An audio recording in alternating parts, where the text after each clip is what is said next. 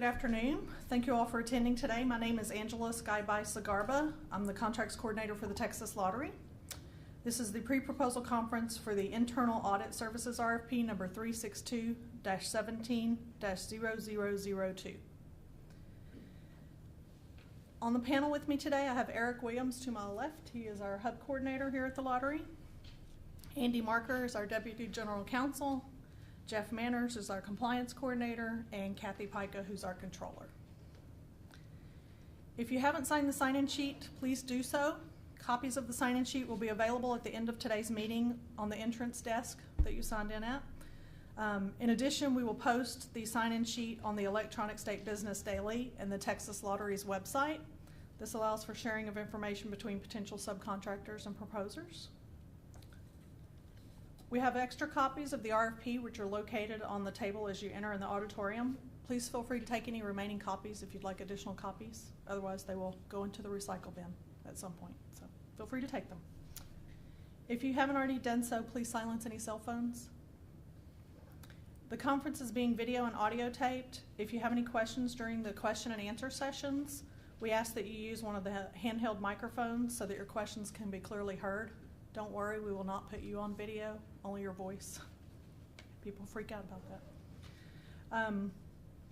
We'll be reviewing the videotape after the conference and restating the questions in the question and answer document, which will be released in accordance with the schedule of events. We will give our best responses to you today. However, any questions we cannot answer will be answered in writing and included in the Q&A document. The written Q&A is our final answer. So if we answer your question today, be sure to read the written Q&A as well. Following the conference, if you think of additional questions, you have the opportunity to submit written questions. These are your opportunities to ask questions, and we encourage you to ask any questions you have regarding the requirements of the RFP. If you're unsure of language written in the RFP or need further clarification, this is your chance to receive the information you need. After proposals are received, then it's the Texas Lottery's time to ask questions and/or seek clarification if required. Please note that any oral communication that would alter or amend the RFP as written is not binding. Any and all changes or modifications to the RFP will be made in writing and posted on the Electronic State Business Daily and the Texas Lottery's website. You're encouraged to check these websites throughout the process, and once more before submitting a proposal.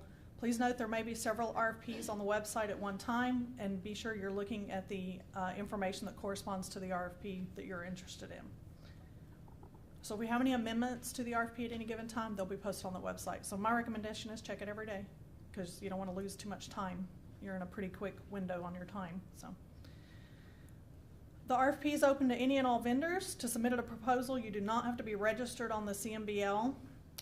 You don't have to be Hub certified or on any approved vendor list. There's no such thing. So that's a common question we get, so we're just telling you it's open to any and all. We'll now briefly review the RFP by parts. While we may discuss only certain sections or provisions of the RFP during the conference, all sections and provisions of the RFP are important, and you should read and understand the entire RFP before submitting your proposal. You'll have an opportunity after each part to ask general questions. So when we get to the end of each part, I'll prompt you for any questions, okay? All right, we are going to start with part 1, which is general information in the Green Book.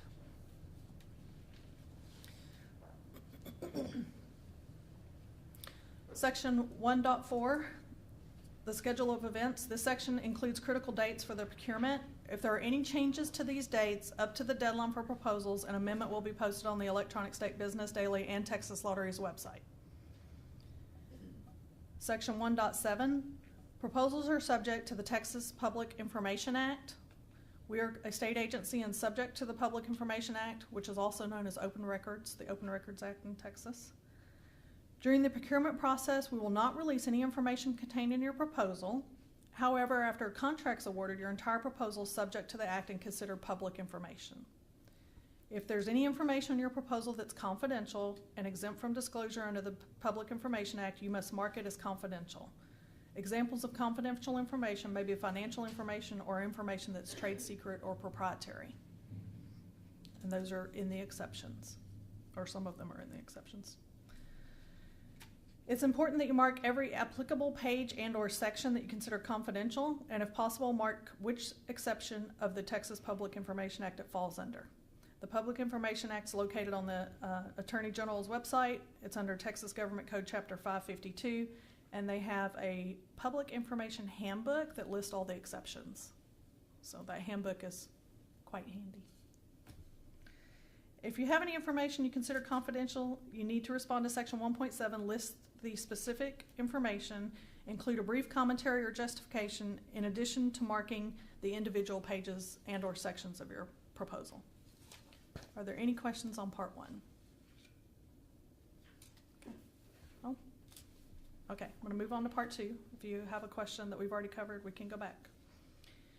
Part 2 is the proposal process. As stated in Section 2.1, I'm the sole point of contact for the RFP process, and all questions should be directed to me, including any HUB questions or arrangements for HUB subcontracting plan reviews.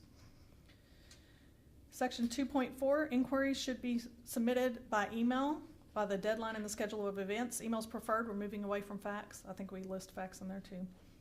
Responses to inquiries will be posted on the website, so we're not going to be sending anything directly to you. You'll need to check the websites. Section 2.5, proposal must be submitted in the format prescribed in this section. You need to submit 1 original and 9 copies. Be sure that your proposal contains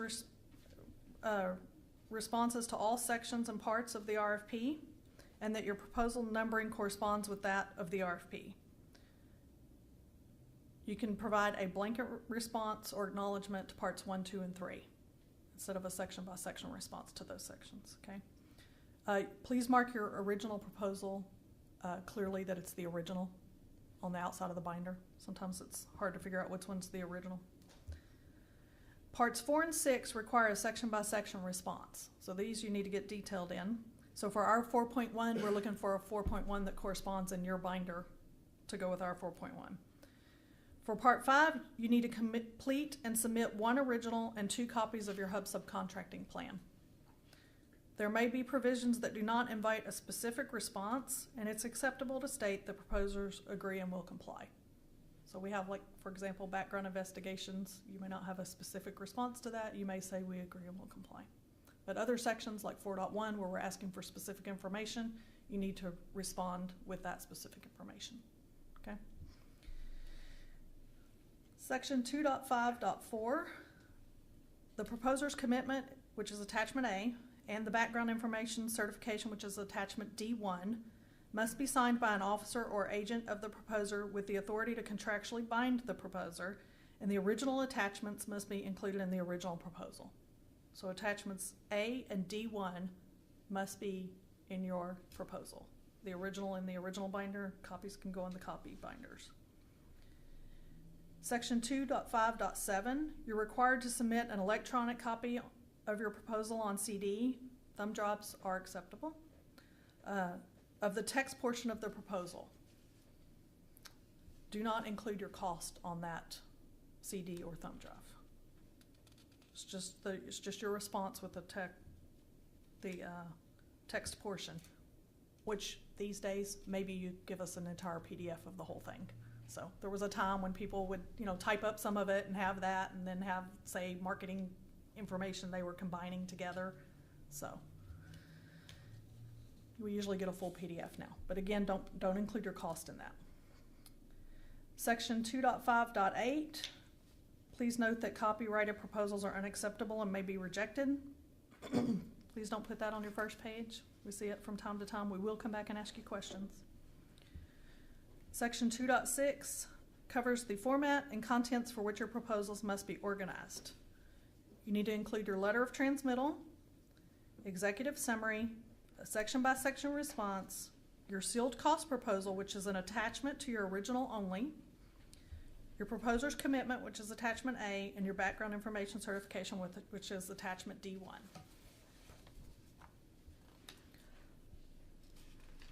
Section 2.7 is your letter of transmittal. It needs to state that your proposal is valid for 180 days, an overview of why your company is most qualified, and include a statement accepting the terms and conditions in Part 3 or any exceptions to such. Section 2.8 is the executive summary. This should be a full and concise summary and not exceed 5 pages. And we're talking about portrait pages. Sometimes we've had people get fancy and think landscape pages.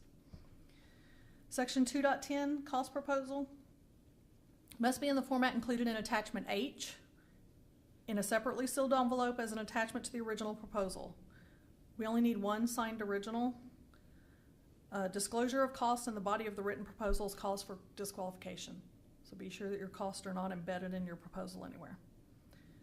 The sealed envelope should contain only the cost proposal. Do not include any marketing materials or other substantive information in your sealed cost proposal. The sealed cost proposal is not opened until after the proposal is scored on its technical merit. Therefore, any additional materials that are included in the sealed envelope will not be evaluated. All right, section 2.11, proposers may submit only one proposal and one cost proposal. Cannot hedge your bets. Section 2.12, any RFP changes, modifications, or cancellation will be posted on the websites. Section 2.15, the proposal evaluation. The scoring matrix is included as attachment G and will be used for evaluation purposes in response to the RFP. Please note there are two pass-fail categories. The hub subcontracting analysis, everyone has to submit a hub plan, regardless if you're subcontracting or not, you have to submit a plan, and Eric will go over that in a few minutes. And the financial analysis. We do check the financial analysis during the evaluation part. So your proposal essentially goes through 4 phases once it's submitted. The initial assessment is for compliance and completeness, or making sure that you included everything you were supposed to include. Then it's reviewed for financial analysis in the hub subcontracting plan. If you make it past that hurdle, then it goes on to be reviewed and evaluated for its technical merit. And then we get to the cost proposal is open and reviewed. Okay? If at any given time your proposal is disqualified, we will send you a notice stating such. Some agencies do not do that, we do. Are there any questions on part 2? No? Okay. Most of that is written in part 2. All right. Part 3, the contractual terms and conditions. This is the longest part of the RFP, but the one I will speak the least about. This part describes the terms and conditions which apply to the procurement process and which will become a part of the contract executed pursuant to the RFP. Please read over this RFP document to ensure you'll fully comply with all provisions. These are all the legal terms and conditions. The contract resulting from the RFP will incorporate the RFP as amended, if it's amended, the questions and responses, the contractor's proposal, and the cost proposal. That comprises the contract after the fact. So if you have any exceptions to the RFP, they need to be clearly stated in your letter of transmittal, providing specific and detailed reasons for each exception, together with suggested alternative language.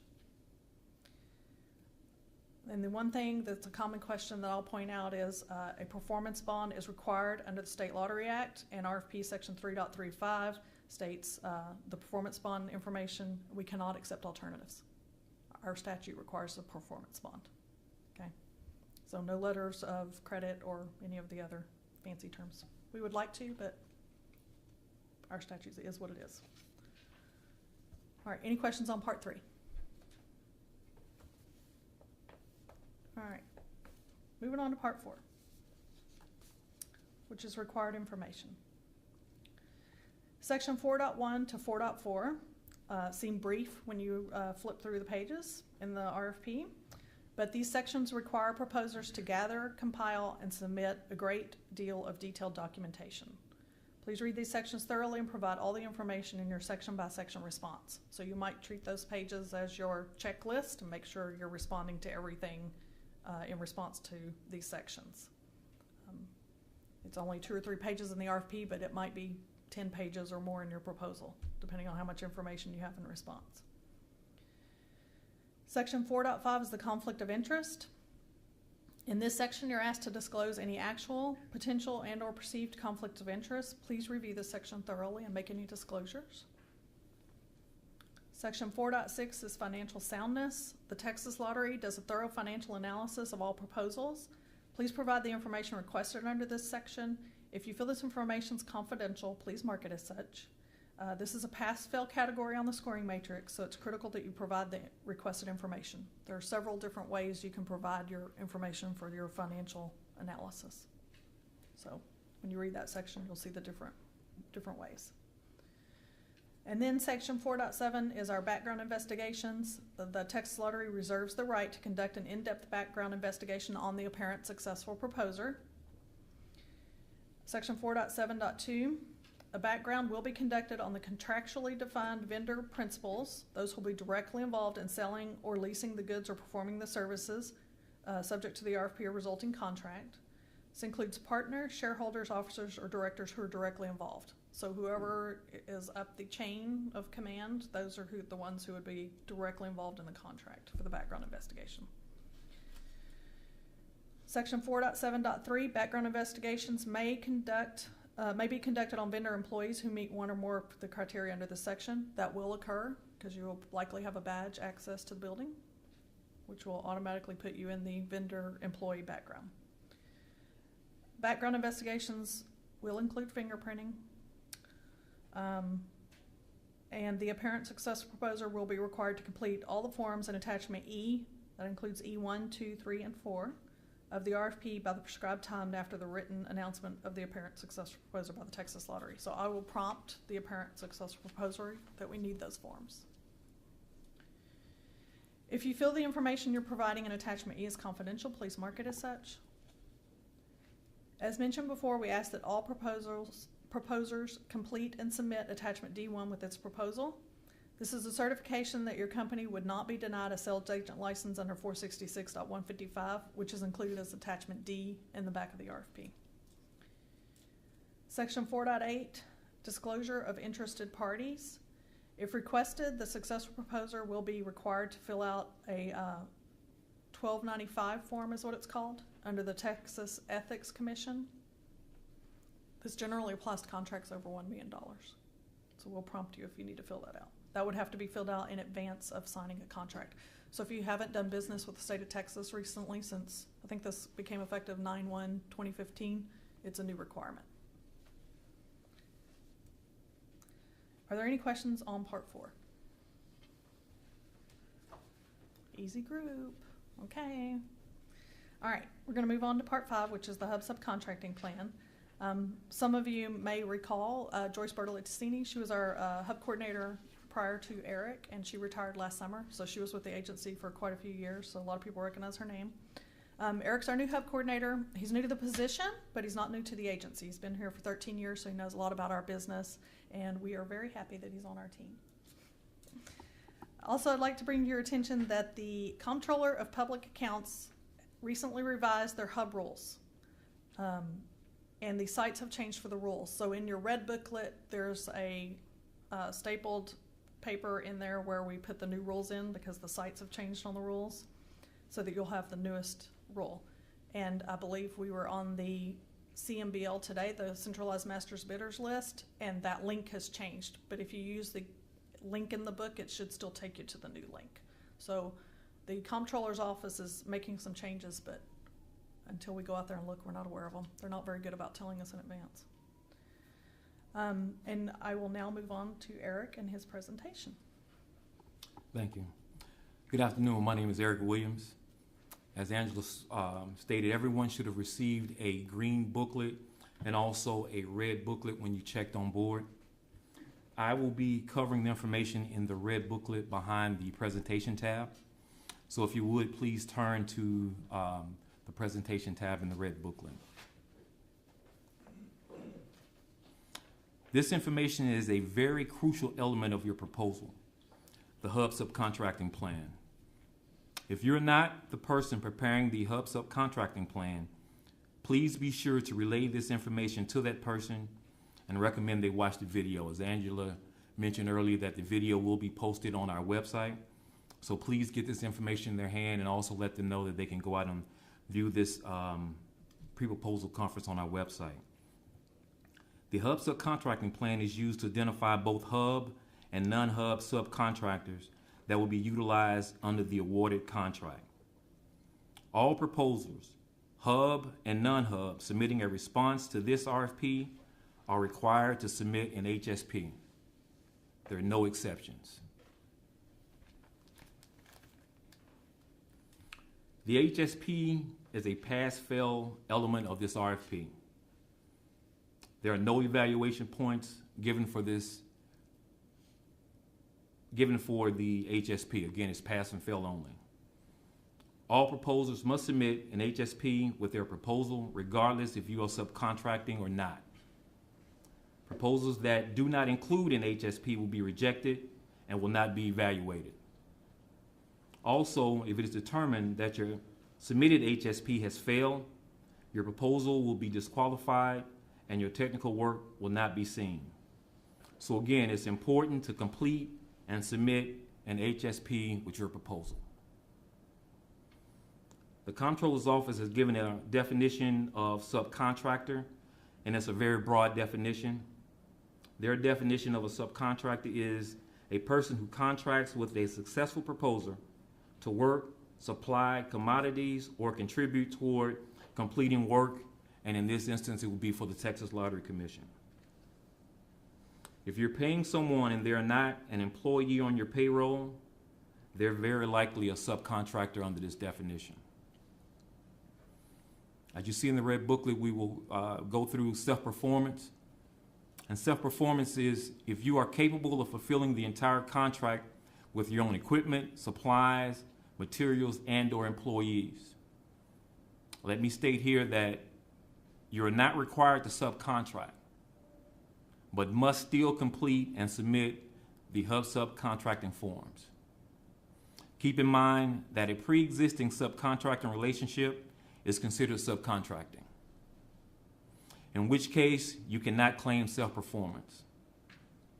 For all those who are self-performing, you would check no on Section 2 of the Hub subcontracting form and complete Section 3 with your justification for self-performance, and complete Section 4, which is signing and dating. This becomes your Hub subcontracting plan to submit with your proposal. If you're not self-performing, then you will need to proceed with the good faith effort of the Hub subcontracting plan. We have identified potential opportunities to subcontract in Section 5.5.1 of the RFP.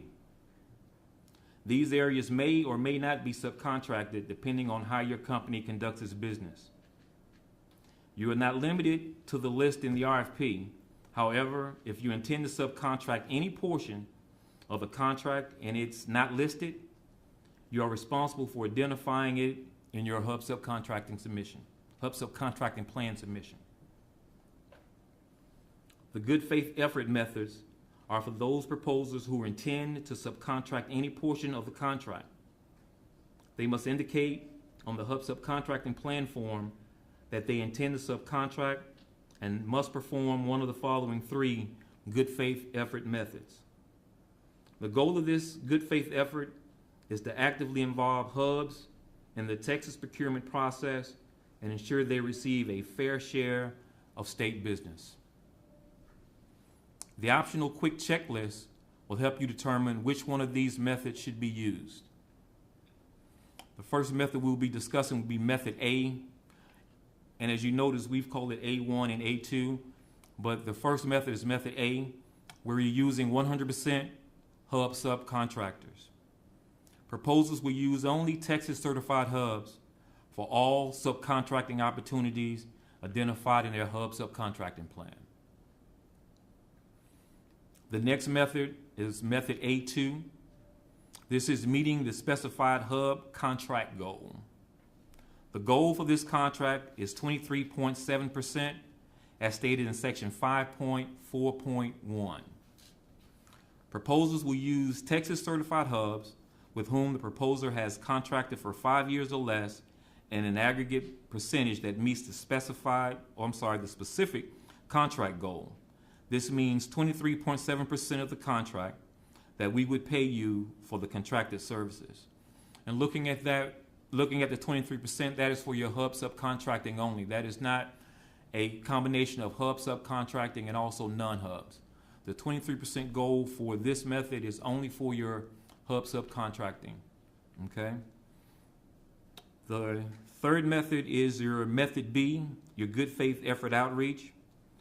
Proposers will perform good faith effort outreach by contacting at least 3 Texas certified hubs and 2 trade organizations or development centers that serve members of the hub groups for each identified subcontracting opportunity. This method requires allowing 7 working days for vendors to respond to your notice.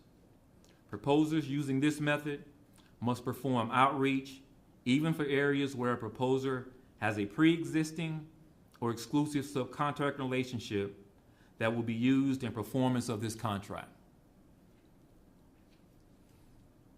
HSP evaluation process. This agency will review and evaluate the HSP and supporting documentation. The agency may request clarification if necessary. There are no evaluation points assigned to the HSP. Again, it is strictly a pass or fail element. If it is determined that your hub subcontracting plan has failed, your proposal will not be evaluated. Post-contract award. Any proposed changes to the HSP must be submitted for review and approved by the agency. A written change approval form will be provided by the Texas Lottery Commission. Subcontracting without prior authorization is a breach of contract. Monthly subcontracting expenditure reports are required as a condition of payment. Post-contract award. Successful proposer must provide written notice to each subcontractor informing them of their selection. A copy of this notice must be provided to the Texas Lottery Commission no later than 10 working days after the contract award. This is stated in section 5.6.1 of the RFP. To assist you with the HSP, the Texas Lottery provides the following resources and assistance. This pre-proposal conference and video and booklet will be posted on the agency website. An HSP quick checklist is included in the RFP as well as in the red booklet. You have an opportunity to submit HSP questions. HSP questions can be submitted up until the date of submission of your proposal. However, keep in mind that you may not have time to cure any deficiencies with your plan. You're encouraged to start working on your plan right away to give yourself plenty of time. The HSP Q&A is posted on the TLC website and ESBD, and it will be a rolling document, so be sure to check the posted date. We will review draft HSP forms prior to the proposal due date to identify deficiencies and provide you feedback, but will not state whether the draft is a pass or fail. We'll also provide one-on-one workshops upon request. These may be conducted in person or via conference call. As per section 2.1 of the RFP, please forward all communications to Angela. The last date for review of draft HSP forms for deficiencies and one-on-one workshops is February 23rd at 4 p.m. We encourage you to take advantage of this assistance. Once you submit your HSP with a proposal, there is no opportunity to cure. In closing, I'll remind you again, if you are not the person who is responsible for completing the HSP, please pass this information to them, as well as let them know that today's pre-proposal conference will be available for view on the agency website. Any questions you might have regarding the HSP after this conference will be answered and posted on the agency website and the ESBD.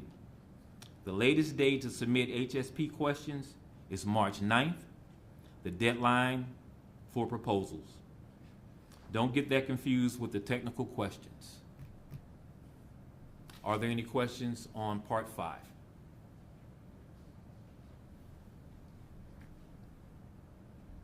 Angela? Okay. All right. I'm going to move on to part 6, which is the scope of services. which you'll hear us call it technical. We're really talking about generally the scope of services. The Part 6 requires a section-by-section response. So again, for our Part 6.1, we expect your response to have us start with 6.1. This is your opportunity to tell us how you perform the services described in each section. It's not enough to say you can do something. You need to tell us how you're going to do it. Provide examples of techniques that you've used for success. Proposers need to demonstrate their abilities that they can do the work requested. So in this section, if you say, yeah, we agree and we'll comply, that doesn't really give us much information for evaluation purposes. We are looking for you to tell us, well, how are you going to do it? Tell us about, things that you've done in the past that worked or what your approach will be so that we can evaluate that, okay? That's all I'm going to say about Part 6. I'm not going to go into any detail, but I will be happy to answer any questions on it. Oh, okay, y'all are very easy today. Today is your opportunity to ask questions before Friday. All right, can you use the mic? What is the geographic location of the work? Is it local? Are there other offices or locations where the work will be performed?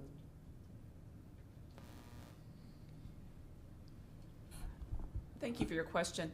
The Lottery Commission has its headquarters here in Austin, in this building, and then we have a variety of claim centers across the state of Texas. And so, in addition to those claim centers, we have field offices for our auditors that perform bingo audit work that are also housed across the state. So there is some geographic work that goes across the state, but predominantly you'll be here in Austin.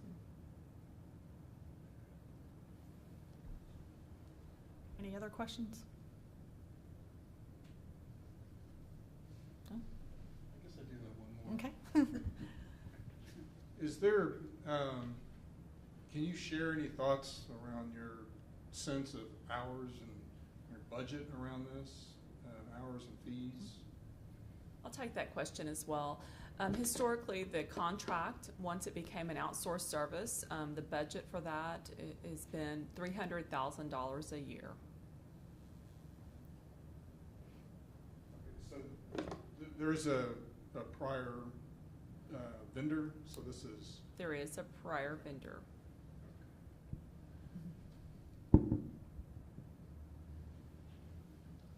Any other questions?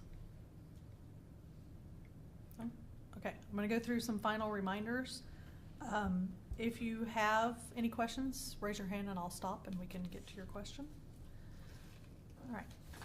All scope of services questions must be submitted in writing via email to me by the deadline in the schedule of events. We also call those the technical questions as opposed to the hub questions. Scope of services questions that are not submitted in writing by the time and date specified will not be answered.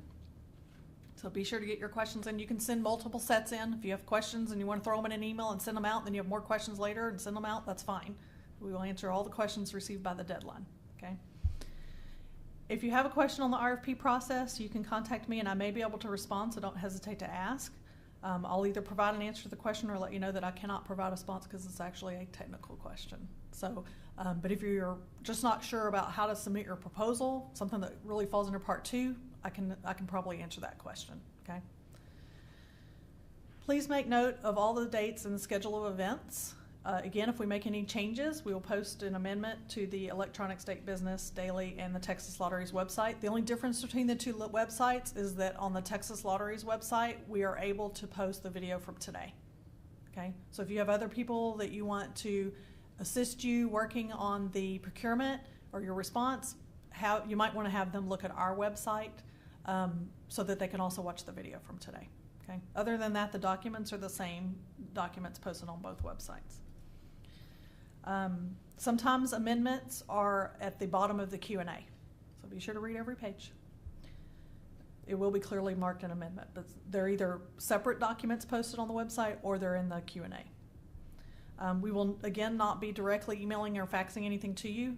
As I stated earlier, it's open to everyone, so we don't know who all may or may not respond. So the website is our form of communication. Okay. Prior to submission of your proposal, please review the entire RFP carefully and ensure that you submit all the required information and/or documentation. If you're missing something, say your cost proposal, you will be disqualified. So please don't make that mistake. We've had that happen. Things get lost in boxes. Do you have a question? No? Question? No? Okay. You look like you had a question. All right, that's okay. Okay, that's all I'm going to say.